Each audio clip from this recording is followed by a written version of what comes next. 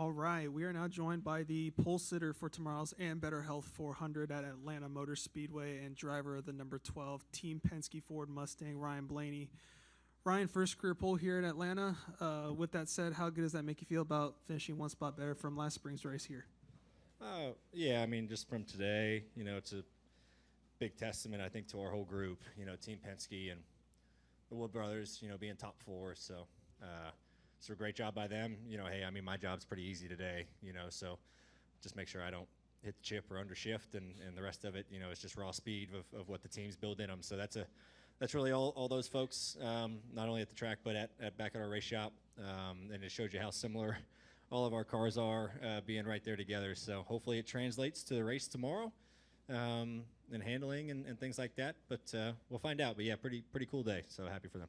Cool deal. Well, we'll begin opening it up to questions. We'll begin with Jordan over here on the right. Jordan Bianchi with The Athletic. One of the things Penske is so good at on super speedways is teamwork and working together.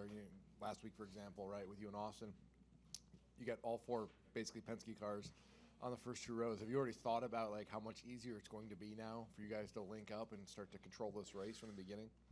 Yeah, the start. Hopefully it stays that way, right? I mean, things are going to change through the race, but hopefully that's kind of nice that, at least the start of the race, hopefully the first stage you can control. But it's not going to be that way the whole race, right? It's just you're going to get shuffled at some point. I'm sure pit strategy is going to come into play, so it's just like how do you react to that, But it is nice to all start together. Hopefully we can control the first part of it, and then go from there and try to find each other when we can. So we do a good job of that. We have lots and lots of talks between us four and the teams of how do we do this, to the very best that we can, and fast cars and teamwork like that is a reason why you see all of us leading a bunch of laps, and contending for these wins. So, but yeah, it's nice to be around each other at first, but I'd like it to be that way at the end. So we'll see. All right, we'll go to Bob, and then we'll go to Holly. Bob Parker's Fox Sports. Could you tell any difference with the car because of how cold it is outside, and change for tomorrow? Probably a little warmer tomorrow. Will that make much of a difference? No, I thought my car drove fantastic. I thought my car drove better than last year in qualifying here. So what does that tell me? I don't know.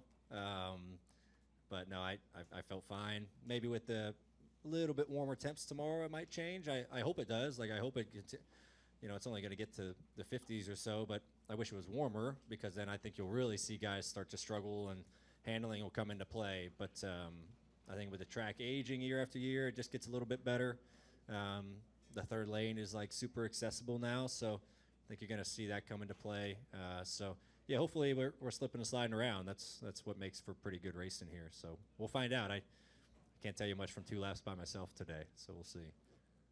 Go ahead, Holly. Holly Kane with the NASCAR Wire Service. And I want you to feel free to tell us honestly here, but how hard is it when it could easily be the three of you going for the win at the end? What is it like to have to race your teammates for that? And I mean, do you really talk about that a whole lot leading into it? How do you decide who can do what, or do you really have to just be for yourself there at the very end? Yeah, I mean, this sport's tough in that aspect of it, of, you want to win for yourself, but you also have teammates you're racing that you want the company to win too, but everyone's selfish and they want to win for themselves, right? That's just human nature. But yeah, we talk a lot, like, hey, if we're in these spots at the end of these races, kind of what are the rules of engagement? And Rogers never said anything about, you're not allowed to pass this guy, your teammate, right? He lets us race, which is great. It's just essentially the rule is don't wreck each other. You're free to race, just don't take each other out running 1-2. But that does get tough. But the good thing is if we can get 3 of us to the end of one of these races battling for the win, then the company has a really good shot of getting a victory. Team Penske has a good shot of winning. But it is tough. You just have to be careful. Like I said, the biggest thing is race hard, but just don't wreck each other. And that's really the only rule that we have. All right, we got one other question over here on the right.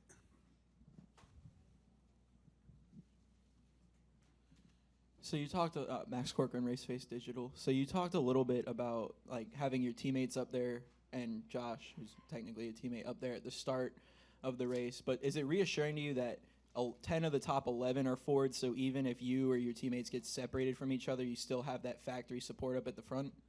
Yeah, I mean, I think the Fords work pretty well together. All of us are obviously pretty fast, and so yeah, I mean, I trust my teammates the most, like Josh and Austin and Joey the most. That's just because we're all affiliated with each other. But I also trust I trust the Blue Oval over a Chevy or Toyota just because that's the way the racing is. So yeah, that is reassuring when you have more around you. You never know if someone's going to hang you out to dry or not. I mean, but that's just racing, and they can do what they want to do. But it is a little bit more reassuring when you have more friendlies around you, I guess I could say. But you never know how it's going to work out, so we'll see. Yeah. All right. Any other questions for Ryan today? All right. Well, congrats on the Thanks. pole. Good luck tomorrow. Appreciate it.